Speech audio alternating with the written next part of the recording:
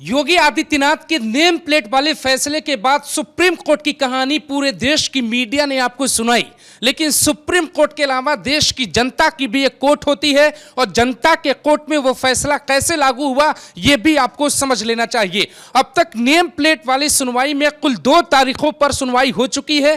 पहली तारीख में सुप्रीम कोर्ट ने फैसले पर रोक लगा दी थी और दूसरी तारीख पर सुप्रीम कोर्ट के भीतर यूपी सरकार के वकील ने अपना पक्ष रखा, लेकिन फैसले पर अभी भी रोक है। 29 तारीख को फिर से तीसरी बार इस पूरे केस पे सुनवाई होगी और उस दिन यूपी सरकार के तर्क पे कोर्ट कोई फैसला सुना सकता है। इस बीच कुछ ऐसी खबरें आई जनता से निकलकर जिसे यह समझ लेना चाहिए कि देश के संविधान के साथ देश में समाज नाम का भी एक शब्द होता है और समाज अपने रास्ते अपना लेता है।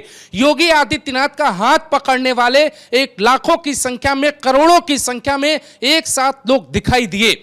मुजफ्फरनगर से लेकर सहारनपुर, सहारनपुर से बागपत, शामली, बिजनौर, पश्चिम यूपी से लेकर पूर्वांचल तक, पूर्वांचल से लेकर महाराष्ट्र तक और महाराष्ट्र से लेकर हरिद्वार तक, हरिद्वार से लेकर हरियाणा तक, हरियाणा से लेकर झारखंड तक और बाबा धाम से लेकर काशी विश्वनाथ तक योगी आदित्यनाथ का फैसला कोर्ट ने बेशक रोक दिया है, होल्ड कर दिया है, लेकिन जनता की अदालत ने उसके रास्ते तलाश लिए हैं। अब आपके सामने जो तस्वीर दिखाने जा रहे हैं जरा उसे ध्यान से देखिए। अब हिंदू संगठनों ने यह ठाना है कि सरकार के फैसले पे बेशक संवैधानिक बुलडोजर चल गया हो या फिर कोर्ट ने उसको विराम लगा दिया हो, रोक दिया हो, लेकिन समाज रुकने को तैयार नहीं है। और क्या कोर्ट इस बात को समझा पाएगा, इसी पर पूरा विश्लेषण दोस्तों करेंगे।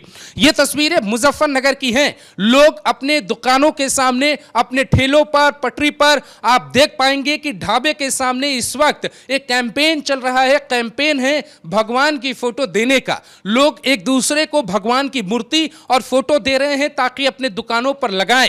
एक पक्ष सुप्रीम कोर्ट की रोक के बाद अपना नेम प्लेट हटा रहा था और मौलिक अधिकार बता रहा था, लेकिन दूसरा पक्ष इसे मानने को तैयार नहीं हो रहा है और उनको लगता है कि यह फैसला भारत की आजादी के बाद ही हिंदुस्तान में लागू होना चाहिए था। अब अगर सुप्रीम कोर्ट ने अब रोक लगा दी है और सुनवाई में एक लंबा वक्त लगेगा, साल भर भी हो सकता है, 2 साल भी हो सकता है, ये सुनवाइयां लगातार चलती रहेंगी और कोर्ट का फैसला कुछ भी हो सकता है कोर्ट ये फैसला ही सुना दे कि ये नियम लागू ही नहीं कर सकती योगी सरकार। ऐसी स्थिति में जनता ने दूसरा विकल्प तलाश लिया है। हमारे साथ में जो तस्वीरें आपको दिख रही हैं उन तस्वीरों में आप देख पा रहे होंगे कि अब हर ढाबे के बाहर ये लगाया जा रहा है कि भगवान की फोटो हो, भगवान की मूर्ति हो, मंदिर बनाया जाए, वहां पे पूजा किया जाए और लोगों को बिना नाम लिखे ही ये पता लग जाए कि आखिर ये ढाबा किसका है। इसका दूसरा एंगल ये है कि क्या ये सामाजिक बहिष्कार है,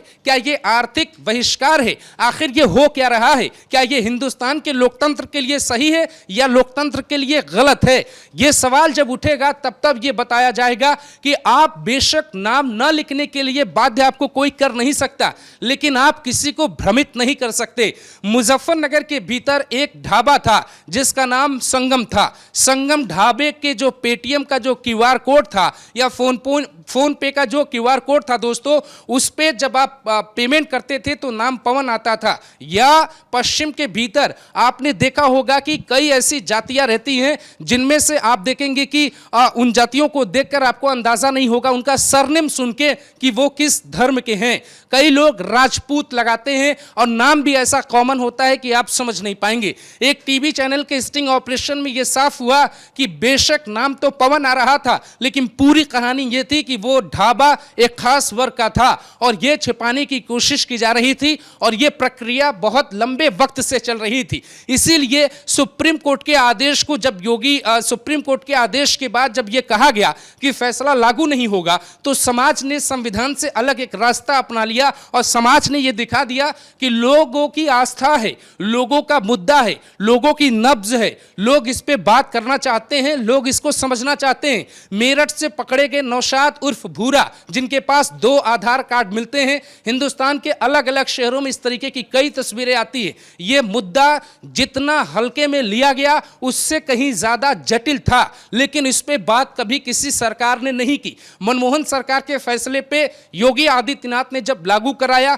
और कोर्ट में जब ये कहा कि साहब मुजफ्फरनगर पार्ट 2 होने की गुंजाइश लगी थी या इस तरीके का इनपुट सरकार के पास रहा होगा, इसीलिए यह फैसला तत्काल वहां पे लागू कराया गया। लेकिन फिर भी सुप्रीम कोर्ट ने दूसरी सुनवाई पर भी रोक लगा दिया और उसके बाद ये तस्वीरें निकल के सामने आने लगी कि लोग अपने घरों पर, अपनी दुकानों पर, अपने ढाबे पर भगवान की फोटो लगाने लगे। इस फैसले से निकलेगा क्या, कंक्लूजन क्या होगा, निष्कर्ष कहां जाएगा निकलकर, यह बात भी समझ लेनी चाहिए। इस फैसले का इंपैक्ट सिर्फ नेम प्लेट तक नहीं रहेगा दोस्तों, इस फैसले का इंपैक्ट लोगों की आस्था से जुड़ गया।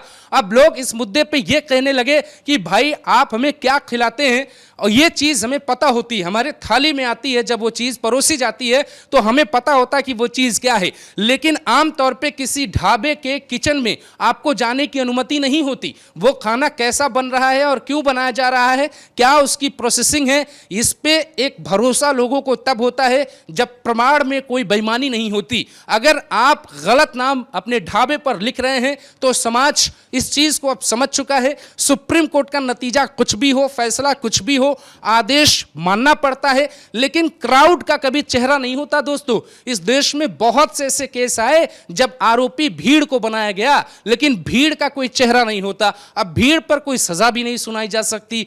पिछले 70-75 सालों के हिंदुस्तान के इतिहास में भीड़ को सजा सुनाने के बहुत मामूली केस हैं।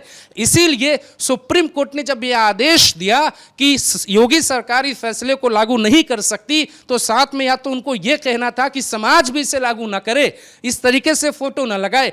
अब इसमें यह हो जाएगा, किसी भी व्यक्ति को अपने धर्म के बढ़ावे के लिए संवैधानिक अधिकार होता है। वो भगवान की फोटो अपने ढाबे पे लगा सकता है और कोई भी उसे दे सकता है। इसीलिए सुप्रीम कोर्ट यहां टिप्पणी करने से बचा होगा, या इस तरीके की संभावनाएं कोर्ट में नहीं हुई होंगी दोस्तों। लेकिन अब समाज योगी के साथ है और दिल्ली में योगी मोदी की मुलाकात होने वाली है दोस्तों। उस मुलाकात के दौरान जो बात होगी, हमने आपको अपनी पहली रिपोर्ट में 2 से 3 दिन पहले एक रिपोर्ट में आपको यह समझाने की कोशिश की थी कि कैसे बीजेपी की प्रयोगशाला में नेम प्लेट वाला प्रयोग किया गया है, और यह सब कुछ दिल्ली आला कमान के निर्देश पर हुआ। योगी आदित्यनाथ ने जैसे ही लागू किया वैसे ही बाकी राज्यों में लागू होने लगा। ठीक 3 दिन बाद यह फैसला कोर्ट ने रोक दिया, नहीं तो बीजेपी शासित राज्यों में यह फैसला लागू हो चुका होता। दरअसल इस पूरी कहानी के पीछे एजेंडा सिर्फ सरकार का यह था कि लॉ एंड ऑर्डर की स्थिति को न कोई खराब न कर पाए, इसीलिए यह कानून लेकर आई सरकार, आदेश दिया सरकार ने, लेकिन कोर्ट ने विराम लगा दिया है। अब इस फैसले का असर आप उत्तराखंड में देखिए क्या दिखाई दे रहा है। प्रशासन को यह चीज पता है कि जिस तरीके से आपस में लोगों में दूरियां बढ़ी हैं, उसमें विवाद की स्थिति ज्यादा पैदा हो सकती है। इसीलिए कांवड़ियों के रास्ते में पड़ने वाले दूसरे धर्मों के आस्था वाले, चाहे वो मस्जिद हो या फिर और भी उनकी, चाहे वो मस्जिद हो, मदरसा हो, उनको कवर करने की कोशिश की गई है ताकि कोई भीड़ में कांवड़ियों के रूप में घुस के कोई कुछ करने की कोशिश ना करे। और अब इस देश में कांवड़ियों को, चूंकि सरकार इस पे फूल बरसवा रही कांवड़ियों पर, उत्तराखंड पुलिस ने पिछली बार भी फूल बरसाए थे, इस बार भी फूल बरसा के स्वागत कर रही है हरिद्वार की पुलिस। तो साफ तौर पे जो नौशाद पकड़ा गया था उसमें एसपी सिटी ने यही बयान दिया था कि कांवड़ मेले के दौरान किसी व्यक्ति के पास 2 आधार कार्ड मिलना, साथ में नंदी का होना किसी भी अप्रिय घटना का जिम्मेदार हो सकता है। इसीलिए कांवड़ियों के रूप में कोई उसमें शामिल हो और कोई कुछ करने की कोशिश करे, इन तमाम चुनौतियों से निपटने के लिए सरकार ने ये एक बड़ा फैसला किया है। और शायद इसीलिए सुप्रीम कोर्ट में जो मौलिक अधिकार का तर्क रखा गया है, उस तर्क पे बहस होती रहेगी, निरंतर वो बहस आगे बढ़ती रहेगी। लेकिन समाज अपने आप में एक कोर्ट होता है और समाज ने यह डिसाइड किया है कि उन्हें योगी आदित्यनाथ का हाथ पकड़ना है। अगर वो डिसाइड नहीं करते तो ये तस्वीर आपको नहीं दिखती कि लोग अपने ढाबे पे भगवान की प्रतिमा लगाने लगे, फोटो और मूर्ति लगाने लगे। इस फैसले का समाज पे इतना गहरा असर पड़ा है कि लोग अब बात करने लगे हैं। कुछ जगहों पे ये भी बातें होने लगी हैं, सोशल मीडिया का जमाना है दोस्तों, उसको भी शामिल कर लेते हैं कि कलावा पहनना आवश्यक हो गया है पश्चिम में, और अगर आपने कलावा पहना है तो फिर आपसे बात होगी। इसका दूसरा इंपैक्ट लोग ये भी बहस कर रहे हैं कि कलावा पहन के तो बदायूं कांड हो गया था दोस्तों, कलावा पहन के तो पाकिस्तान से कुछ लोग आ गए थे साल 2008 में। तो बहुत तर्क और वितर्क चल रहे हैं। जैसे आप ये वीडियो देख रहे हैं और आप भी ये सोच रहे होंगे कि इस फैसले में क्या कमी है, क्यों सुप्रीम कोर्ट में इस फैसले पे बहस हो रही है, तो यह फैसला बहुत बड़ा हो चुका है। अब हमारे आपके बहस के बीच से निकल के सुप्रीम कोर्ट में एक ऐसे पॉइंट पे जाके रुका हुआ है जहां पे देश के बड़े बड़े विद्वानों को शामिल होना पड़ेगा। और मौलिक कर्तव्यों में अगर योगी आदित्यनाथ ने इसे जोड़ने की कोशिश की है तो फिर मौलिक कर्तव्यों पर बहुत बड़ी लड़ाई होगी। राष्ट्रगान आपको गाना है या नहीं गाना है, इसी लड़ाई में वो भी शामिल हो सकता है। आप देश के संविधान का अपमान कर सकते हैं, इसी लड़ाई में शामिल होगा या नहीं कर सकते। फिलिस्तीन, जय फिलिस्तीन, क्या ओवैसी संसद के भीतर कह सकते हैं? कुछ दिन पहले का प्रकरण था, तो सरकार एक आदेश लेकर आई कि अब जब भी आपका शपथ होगा तो आप कुछ भी नहीं बोलेंगे, आप अपना शपथ पत्र पढ़ेंगे, शपथ लेंगे और आप वहां से चले आएंगे। तो अब इस मुद्दे पर एक बड़ी लड़ाई छिड़ने जा रही है, क्योंकि कोई जय फिलिस्तीन बोल देता है, कहीं मुहर्रम के नारे में कोई नारेबाजी हो जाती है दोस्तों। कानपुर में आप देखिए कि क्या नारा लगा, और ये तमाम वो बातें हैं। लोगों को अभिव्यक्ति की आजादी, मौलिक कर्तव्य, मौलिक संविधान में सरकार बड़ी चोट पहुंचाने वाली है, और उसकी शुरुआत यूपी से की है। किसने की है, नाम आपको पता है।